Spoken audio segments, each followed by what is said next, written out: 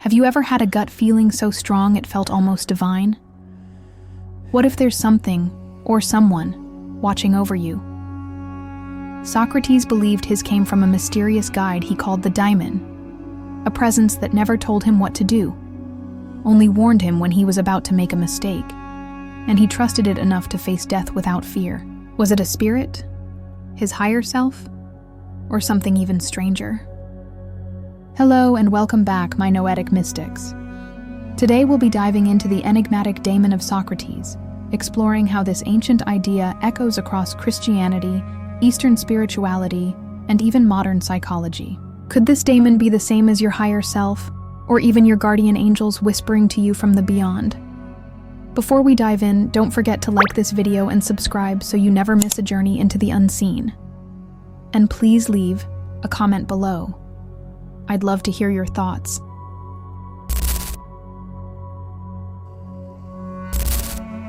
In the bustling heart of ancient Athens, there walked a man who claimed to hear a voice no one else could hear. It wasn't the voice of the crowd, or even of the gods as the poets described them. It was quiet, personal, and divine. Socrates called it his daimonion, his daemon. He said it had been with him since childhood, arriving unbidden in moments great and small, never instructing him on what to do, only warning him when he was about to take a wrong step. To Socrates, this was no passing hunch.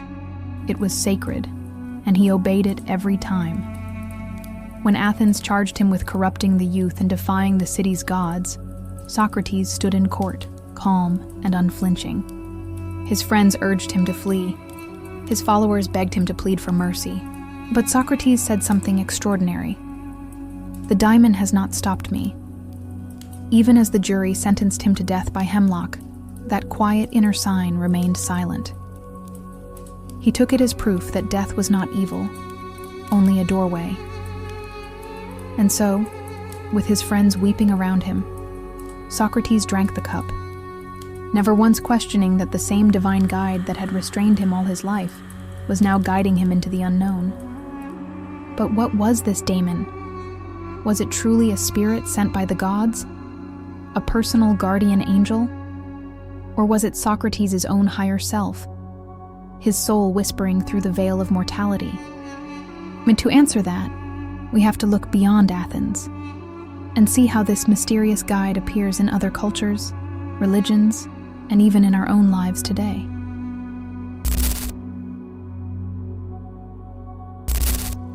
Socrates may have given the daimon a name, but the idea of a personal guide isn't confined to ancient Greece. In fact, when you look across cultures and centuries, you find this same presence appearing again and again, under different faces and different names. It seems humanity has always sensed an invisible companion walking just beside us. In Christianity, this presence often takes the form of a guardian angel, an unseen protector said to whisper warnings, shield us from harm, or guide our conscience when temptation closes in. Medieval theologians believed every soul was assigned such an angel at birth, tasked with keeping us aligned with God's will. In this light, Socrates' daemon sounds less like a pagan curiosity and more like the same divine guidance Christians have long trusted. In ancient Rome, the concept appeared as the genius, a personal spirit of inspiration and destiny thought to shape an individual's character and fortune. Emperors worshipped their own genius, believing it embodied their unique spark of divine favor. In Islam, there is the Qareen, a spiritual companion who walks beside each human. While often portrayed as a whispering presence that can tempt or warn, mystics have described it as a guide whose influence reflects our own inner state, urging us toward right or wrong, depending on which voice we choose to heed. In Eastern traditions, Hinduism and Buddhism speak of the Atman or higher self, the divine essence within, guiding each soul through lifetimes, quietly pointing us back toward truth. Some yogic traditions even describe a subtle voice of intuition that becomes louder as one deepens in spiritual practice. Even in modern psychology, we hear echoes of the daemon. Freud called it the voice of the unconscious. Jung called it the whisper of the self, the deeper center of the psyche nudging us toward individuation. What Socrates experienced as divine we now call intuition or gut instinct, but its essence feels strikingly the same. Across cultures, the message is clear. Humans everywhere have sensed something watching, warning, guiding, a spark of the divine that doesn't always speak in words, but in sudden knowing. But how does this inner guide actually reach us?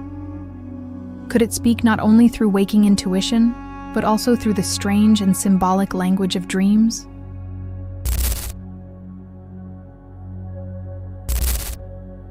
When the waking world falls silent, and our thoughts grow dim in sleep, another voice can rise to the surface. Across cultures, dreams have long been seen as a bridge to the divine, a place where gods, ancestors, and spirits send warnings or guidance. Could Socrates' Daimon also speak to us in this way? In ancient Greece, dreams were never taken lightly. Temples dedicated to Asclepius, the god of healing, welcomed dreamers who sought visions for cures. Priests called one Irocritics interpreted dreams as messages from the divine. Socrates himself believed the gods sent signs, omens, and visions. And while he spoke of his daimon as a waking guide, it's not hard to imagine it moving just as easily in the dream world. Think about it. How many times have you had a dream where a strange figure warned you away from danger? Or where you woke with a deep certainty, not about what to do, but about what not to do? In symbolic language, the daimon could appear as a messenger, a shadowy figure, or even a friend you recognize only in sleep. Modern psychology gives this an interesting twist. Carl Jung believed dreams reveal parts of the psyche we rarely meet in daylight, the deeper self trying to steer us back to our true path. What Socrates called divine, Jung might call archetypal, a voice from within, not imposed from without. But either way, it's guidance. So whether we see the daimon as a spiritual companion or as the higher self speaking through dreams, its purpose is the same: to keep us aligned with something greater than our passing whims. And that takes us to a deeper question. What exactly is this something greater? Could the daimon be connected to our soul's very purpose, even to the contracts we make before birth?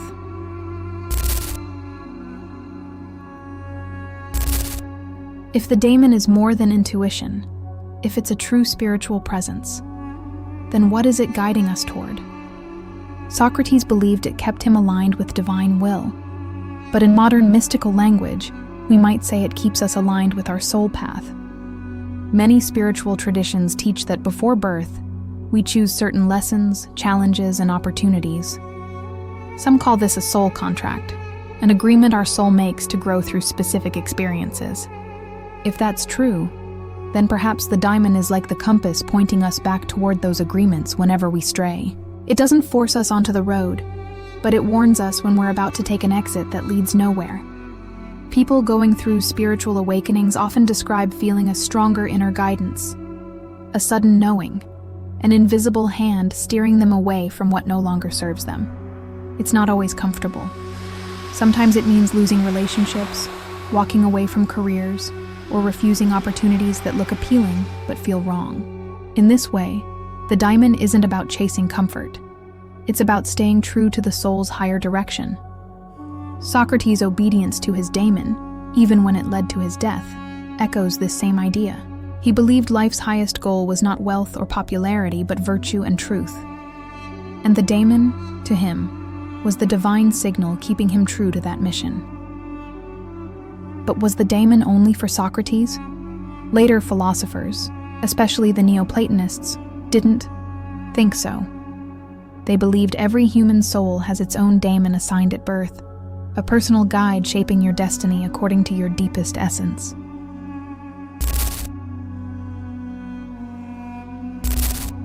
Centuries after Socrates, the Neoplatonists took his mysterious daimon and wove it into an even grander vision of the soul.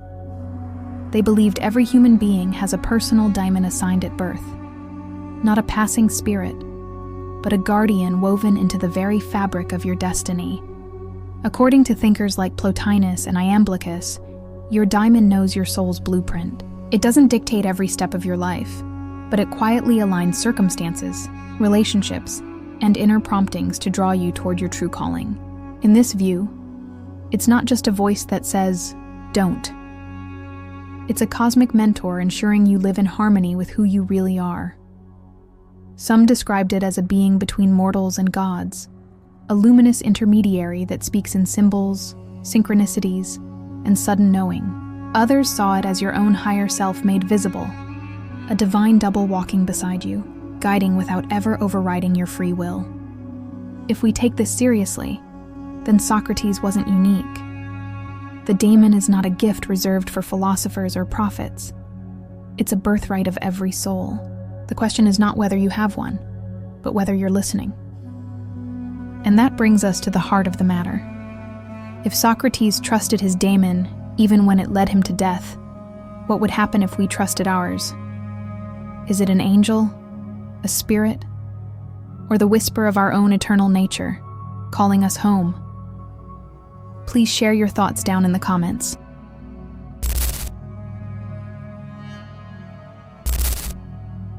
If every soul truly has a personal daemon guiding it, then I've come to realize that I've had glimpses of mine throughout my own life.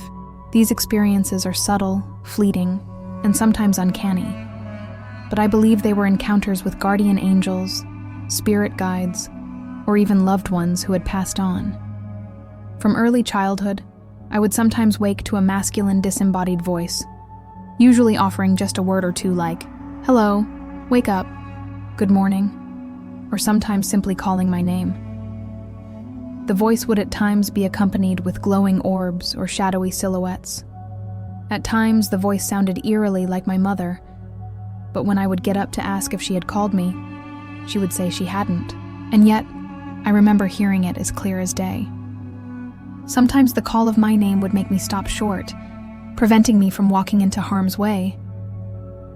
Even though these unique moments never brought me fear, I feel compelled to share a word of caution with you, my wonderful viewers. The unseen world is real, and entities do interact with us, even in ways we may not immediately recognize. We are loved, and we are divinely guided if we choose to nurture that relationship with our guides or guardian angels, whatever term resonates most with you. But remember that the unseen world is not always so gentle. Across cultures, there is a recurring warning: never respond to a voice calling your name if you cannot see who is speaking. Some entities, spirits, or malevolent beings are said to mimic the voices of loved ones to lure the unsuspecting into danger. In Hawaiian folklore, disembodied voices were known to call out to individuals, sometimes imitating familiar friends or family members. Responding to these voices was believed to invite illness or misfortune, as they were often the work of spirits seeking to trap someone unawares. Similarly, in Filipino folklore, creatures like the tiyanak are infamous for imitating the cries of infants or the voices of loved ones to draw people toward them. Answering or approaching these sounds could lead to harm or even death. This is why discernment is so important. Always protect your space and set strong boundaries around who or what you allow to interact with you. Be especially cautious of voices that mimic loved ones.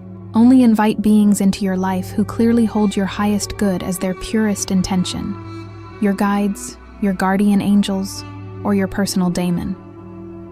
When we honor these boundaries, we can safely receive guidance from the divine, whether through a dream, a quiet nudge, or the gentle presence of our daemon, while avoiding the traps set by those that are not here for our highest good.